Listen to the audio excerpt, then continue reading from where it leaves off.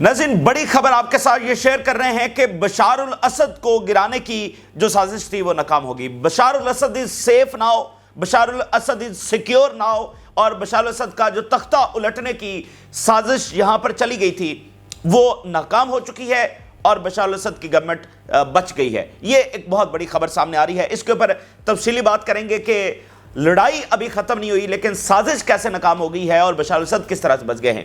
और इसी दरमियान लेबनान से भी खबर सामने आ रही है। एक तो लेबनान ने नए फाइटर्स भर्ती किए हैं हिजबुल्लाह ने, और साथ हिजबुल्लाह ये कंसीडर कर रही है कि अगर ज़रूरत पड़ती है तो वो भी अपने जंगजू भेजने जा रही है शाम के अंदर। और इराक की आज बड़ी तंजीमों के जो टॉप लेवल की मजीद तंजीमें हैं उनके बयानात आए हैं कि they are ready to send their fighters in Syria, और वो बिल्कुल खामोश नहीं बैठेंगे। जबकि पिछले 72 घंटों से एक ना रुकने वाला सिलसिला है जो जंगजू शाम के अंदर पहुंच रहे हैं और दमिश्क के गिर्द जो है वो घेरा बना रहे हैं। एक मुकम्मल सीसा पिलाई दीवार की तरह वहां पर खड़े हो रहे हैं और ऐसी डिफेंस लाइन जिसको कोई तोड़ नहीं सकता। तो एक ना खत्म होने वाला सिलसिला जारी है और बहुत बड़ी तादाद में वहां पर पहुंच रहे हैं। इस बारे में हम बात करेंगे। और रूस नाज़रीन बहिरा रूम के अंदर एक बार फिर जंगी मशक़ें करने जा रहा है और इसका बरह रास्त ताल्लुक जो है वो शाम और इजराइल के साथ है। वो किस तरह से है, ये एक के बाद एक बड़ी खबर हमारे पास आ रही है, आपके साथ शेयर करेंगे। जिन लोगों ने चैनल को सब्सक्राइब नहीं किया उनसे रिक्वेस्ट करेंगे कि चैनल को जरूर सब्सक्राइब कर लें ताकि हर आने वाली वीडियो आप तक पहुंच सके। नाज़रीन, बशार अल-असद को हटाने के लिए जो इंस्टेंट एक साजिश रची गई थी वो इस वक्त नाकाम हो चुकी है। ये अब तक की सबसे बड़ी फतह की जो खबर है वो आपके साथ शेयर कर रहे हैं। इजराइल, अमेरिका और यूक्रेन ने मिलकर ये साजिश रचाई थी लेकिन तीनों का जो मुश्तरका प्लॉट है वो नाकाम हो चुका है। अभी ये ताज़ा तरीन रिपोर्ट सामने आई है कि किस तरह गैर मुल्की इंटेलिजेंस मुकम्मल तौर पर इस ऑपरेशन का वो हिस्सा रही और उनकी मुकम्मल गाइडेंस, उनकी मुकम्मल इंफॉर्मेशन कि कहाँ पर जमा होना है, कैसे मोबिलाइज होना है, वेपन्स पहुंचाए गए, कब अटैक करना है, यानी अमेरिका, बाकी यूक्रेन, ये सारी इंटेलिजेंस उनको दी जा रही थी उन ग्रुप्स को कि कौन सी चेक पॉइंट के ऊपर कितने फौजी मौजूद होंगे, कब निकलना है, शहर के अंदर कैसे दाखिल होना है, कौन सी पोजीशंस को जाकर संभालना है।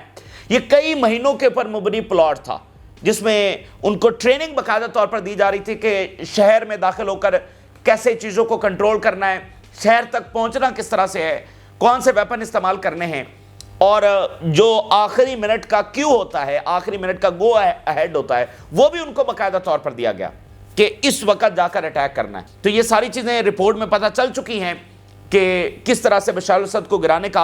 और जो कैलकुलेशन थी नाज़रीन वो ये थी कि रूस चूंकि इंगेज हो चुका है यूक्रेन के अंदर, तो रूस जो है वो यहां पर इतना स्टैंड नहीं लेगा जैसे बशार अल-असद को बचाने के लिए उसने पहले स्टैंड लिया था कई साल पहले।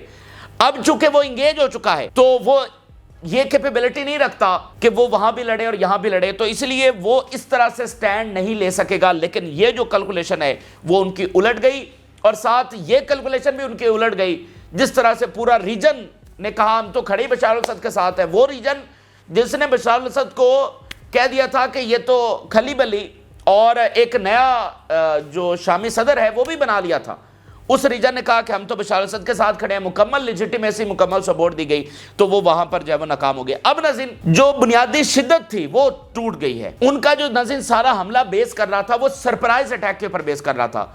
यानी उन्होंने जैसे कैलकुलेशन ये थी कि कम मज़ाहमत के जरिए जाकर कब्जा करना, और वो उसमें हलब शहर को लेने में कामयाब हुए। हलब शहर को लेने में उनको कोई मज़ाहमत ही नहीं करना पड़ी, आगे कोई फोर्सेस थी नहीं, और दमिश्क को लेने के लिए भी यही प्लॉट था कि जैसे 48 घंटों के अंदर अंदर उन्होंने हलब शहर के ऊपर कब्जा किया तो ऐसे ही 48 या 72 घंटों के अंदर अंदर वो दमिश्क में भी दाखिल हो जाएंगे।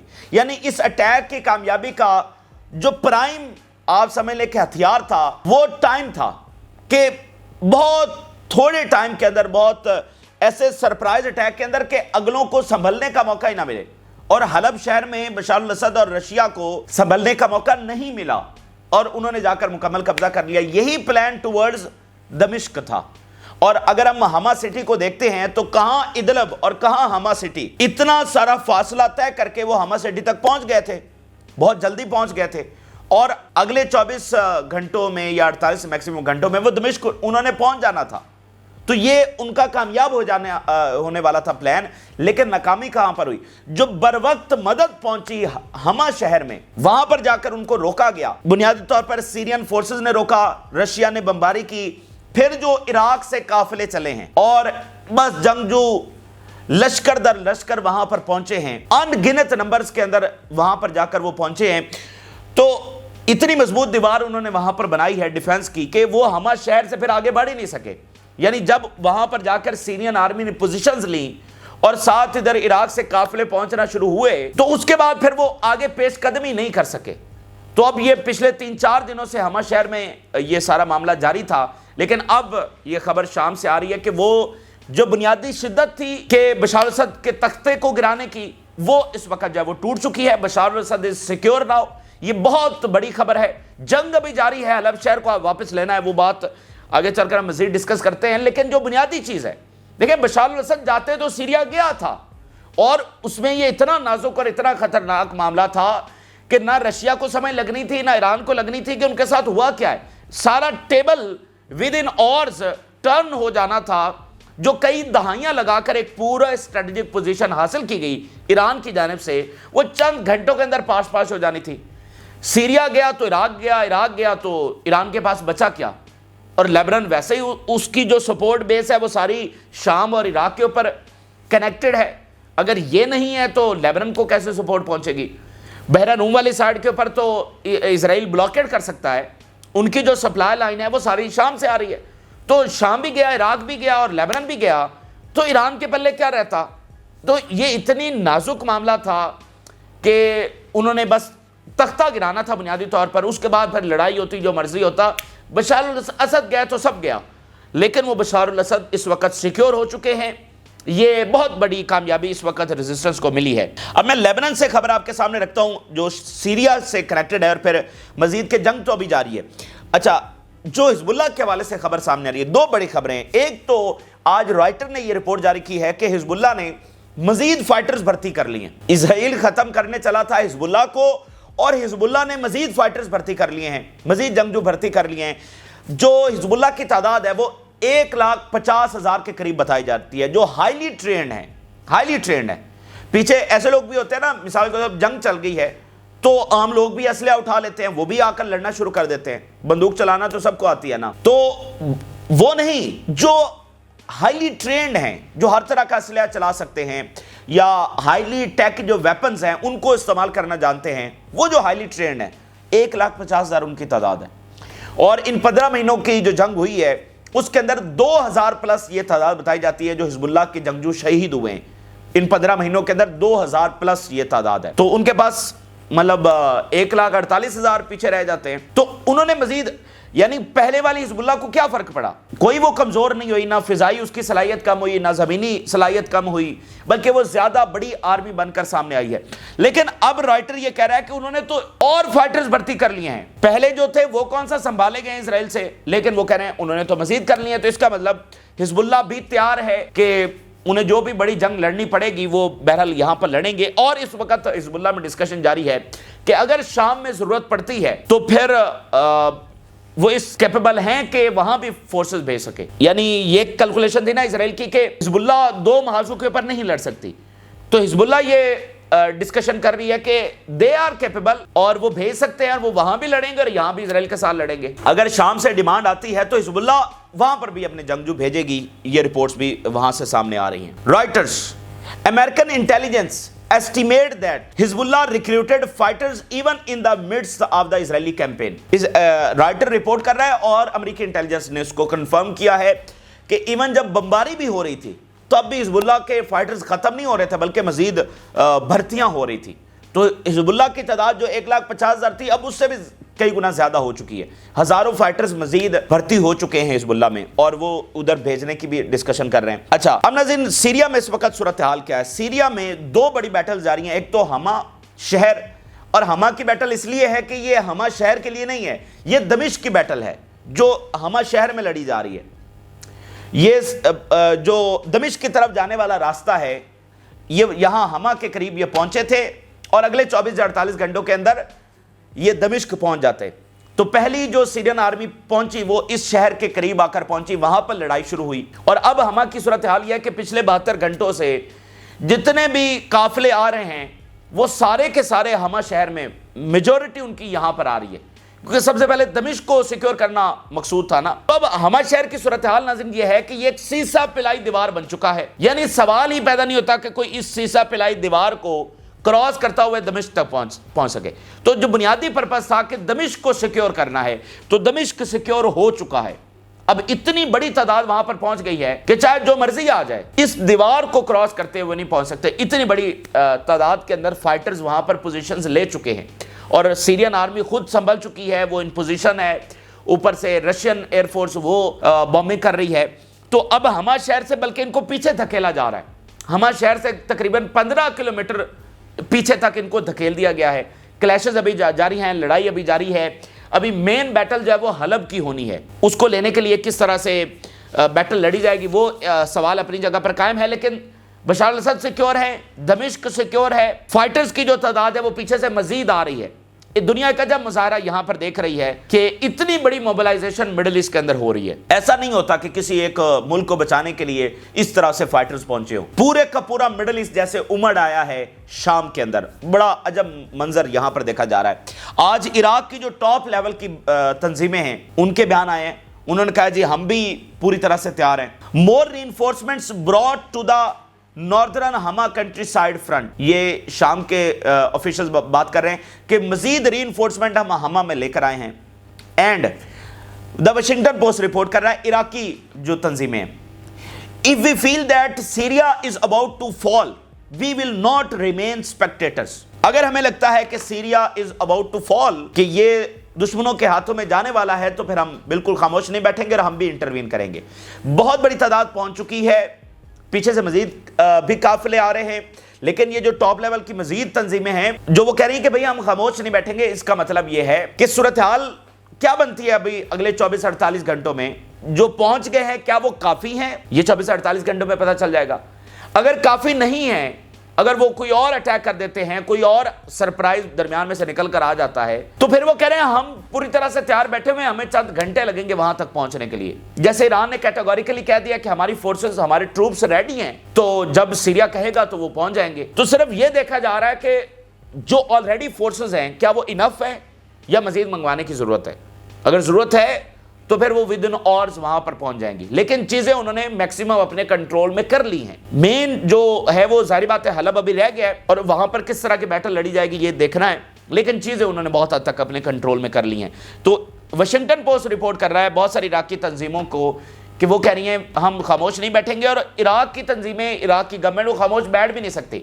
اس کی وجہ یہ ہے کہ سوچئے یہ سارے جو دہشت گرد ہیں، انہوں نے اگر قبضہ کر لیا شام کے اوپر تو ان کے پاس تو پوری ریاست آ جائے گی جس کو حمایت حاصل ہوگی امریکہ کی، یوکرین کی اور اسرائیل کی۔ تو دہشت گردوں کا مقصد ملک چلانا تو نہیں ہوتا، خوشحالی تو نہیں ہوتا، تعلقات بنانا تو نہیں ہوتا، سٹیبلٹی تو نہیں ہوتا، تو وہ کیا کریں گے؟ وہ تو پورا جو ریاستی مشینری ہے اس کو استعمال کریں گے اگینسٹ عراق، اگینسٹ لیبنن۔ تو ڈیفینیٹلی یہ سارے ملک بھی ڈیسٹیبلائز ہوں گے، کیونکہ ایک اتنی بڑی ریاست وہ پراپر زور لگا رہی ہوگی ڈیسٹیبلائز کرنے کے لیے، تو کیوں نہیں ہوگی ڈیسٹیبلائز؟ ہر صورت ہوگی، عراق بھی ڈیسٹیبلائز ہوگا، لیبنن بھی ہوگا، اسرائیل جب ان کی سپورٹ کر رہا ہوگا وہ کوئی بھی بیانیہ بنا سکتے ہیں کہ اب عراق سے دہشت گردی ہو رہی ہے، اب لیبنن کی تو آلریڈی بیانیہ ہے نا کہ حزب اللہ یہاں سے یہ کر رہی ہے، تو وہاں سے شام حملہ کر دے گا، یہاں سے اسرائیل حملہ کر دے گا لیبنن پر، تو اس میں کیا مشکل ہے؟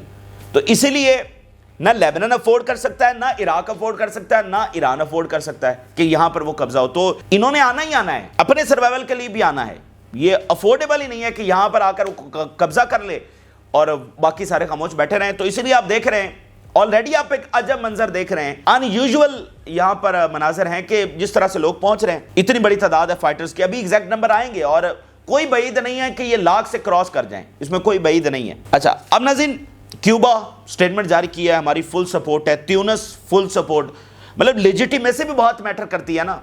اسرائیلی میڈیا کیا بتا رہا ہے کہ یہ تو اندرونی لوگ اٹھ کھڑے ہوئے ہیں بشار الاسد کے خلاف، یہ تو ان کا لیجیٹیمیٹ رائٹ ہے کیونکہ بشار الاسد ایک ڈکٹیٹر ہے۔ تو لیجیٹیمیسی کا جو بیانیہ ہے وہ بھی تو سارے ملک کہہ رہے ہیں ہم تو بشار الاسد کے ساتھ کھڑے ہیں اور بشار الاسد رائٹ کے اوپر ہیں۔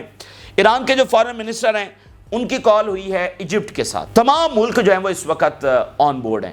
اور یہ تمام ملک ہیں جن کے اختلافات تھے، یہ تمام وہ ملک ہیں، اور ان 15 مہینوں میں غزہ کی جنگ کے درمیان ہم نے یہ اتحاد بنتے ہوئے دیکھا، اور اس کی پریکٹیکل شکل اب ہم شام کے اندر بھی دیکھ رہے ہیں کہ کوئی اگنائٹ کرنے والا نہیں ہے، بلکہ سبھی ایک ہی نقطے کے اوپر جمع ہوئے ہیں۔ تو بشار الاسد نے بھی سمجھداری سے کام لیا، جو یو ای کے ساتھ بات کی، سعودی عرب کے ساتھ، قطر کے ساتھ، سب کو آن بورڈ لیا۔ یہ بشار الاسد نے بھی بڑی سمجھداری کا کام کیا، کیونکہ آپ نے وائزلی آگے بڑھنا ہے، جذباتی طور پر آگے نہیں بڑھنا ہے۔ اچھا، اب ناظرین روس کے حوالے سے کیا خبر سامنے آ رہی ہے؟ روس جنگی مشقیں کرنے جا رہا ہے، ہائپر سونک ٹیسٹ ابھی انہوں نے کیے تھے، اور کھلبلی مچی ہوئی ہے ادھر یورپ میں، نیٹو میں، کہ یہ روس بحیرہ روم کے اندر کیا کر رہا ہے۔ آپ اندازہ کریں، روس کو تو تباہ کرنا تھا، روس کو آئسولیٹ کرنا تھا، روس کو کارنر کرنا تھا، اور روس کہاں ہے؟ روس پیسیفک کے اندر ہے، روس ادھر جو ہے وہ انڈونیشیا، سنگاپور یہاں پر پہنچا ہوا ہے، روس جناب بحر ہند کے اندر ہے، روس ادھر عربین سی کے اندر ہے، روس ریڈ سی کے اندر ہے، اور اب روس بحیرہ روم کے اندر بھی پہنچ گئے۔ تو مطلب روس تو پھیلتا چلا جا رہا ہے، روس اوپر بلیک سی کے اندر بھی ہے، کیسپین سی کے اندر بھی ہے، اگر وہ کہیں نہیں ہے تو ایک اٹلانٹک بچ جاتا ہے، وہ سمندر جو یورپ اور امریکہ کے درمیان ہے، باقی تو ہر جگہ پر روس ہے۔ تو انہوں نے تو روس کو کارنر کرنا تھا، تو روس تو اب بحیرہ روم کے اندر، مطلب یورپ کی سیکیورٹی بحیرہ روم کے اوپر بیس کرتی ہے، اور جناب رشیا وہاں پر پہنچ گیا۔ انہوں نے پہلے جو ہائپر سونک ٹیسٹ کیے وہ کسی کو ہضم نہیں ہو رہے، اور اب روس کہہ رہا ہے ہم تو مزید ٹیسٹ کریں گے۔ اور یہ ٹیسٹ کہاں سے ہو رہے ہیں؟ جو شام کی بندرگاہیں ہیں وہاں سے یہ ٹیسٹ ہو رہے ہیں۔ شام کی جو 2 بندرگاہیں ہیں جو بحیرہ روم والی سائڈ کے اوپر ہیں، یہ رشیا کے پاس ہے، اور اس کا براہ راست تعلق، یہ جو ٹیسٹ ہو رہے ہیں ان کا تعلق اسرائیل کے ساتھ ہے، کیونکہ اسرائیل نے یہ ستمبر، اکتوبر اور نومبر کے اندر ان بندرگاہوں کے آس پاس اٹیکس کیے ہیں۔ یہ بندرگاہیں جو روس کے کنٹرول میں ہیں، ان کے آس پاس اسرائیل نے بمباری کی ہے، تو ان بندرگاہوں سے وہ ہائپر سونک ٹیسٹ کر رہے ہیں۔ تو میسج وہ سب کو دے رہے ہیں، وہ اسرائیل کو بھی اس میں میسج ہے جو یہاں پر بمباری کر رہا ہے، وہ امریکہ کو بھی ہے، وہ سب کو بھی ہے، پرسین ویپنز وہ یہاں پر جو ہے وہ ٹیسٹ کر رہے ہیں۔ تو یہ بھی غیر معمولی خبر ہے۔ Moscow وارنڈ Washington that it will conduct hyper sonic missile test in the eastern Mediterranean. Russia said US ships should stay away from the target area for safety reason۔ Russia نے کہا امریکہ کو کہ آپ کے جہازوں کو نا یہاں سے دور رہنا چاہیے، یہ جو ہے نا آپ کی سیفٹی کے لیے اچھا ہوگا۔ رشیا نے بیان جاری کیا کہ کہتے ہیں کہ آپ کی سیفٹی کے لیے اچھا ہوگا، آپ ذرا اس علاقے سے دور رہیں، ہم یہاں پر ہائپر سونک ٹیسٹ کر رہے ہیں۔ مڈل ایسٹ، بحیرہ روم، یہاں پر مطلب کمپلیٹ ہیجمنی جو ہے وہ امریکہ کی ہے، جیسے باقی دنیا میں بھی ہے، لیکن یہ تو اسپیسیفکلی کیونکہ ایک طرف تو یورپ ہے، تو یہ جو میزائل ہیں یہ یورپ کو بھی ہٹ کر سکتے ہیں۔ جنگی مشقیں ہو رہی ہیں نا، تو جنگی مشقیں کس کے لیے ہوتی ہیں؟ یہ جو بڑی پاورز ہوتی ہیں نا، یہ تیاری کر رہی ہوتی ہے کہ آج سے 40 سال بعد ہمیں کون سی جنگ لڑنی ہے۔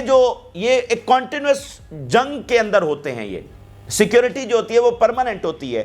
اگر 10 سال بھی جنگ بعد لگنی ہے تو ان کی تیاری وہ ہوتی ہے کہ بھئی جنگ آج ہوئی، کل ہوئی، پرسوں ہوئی۔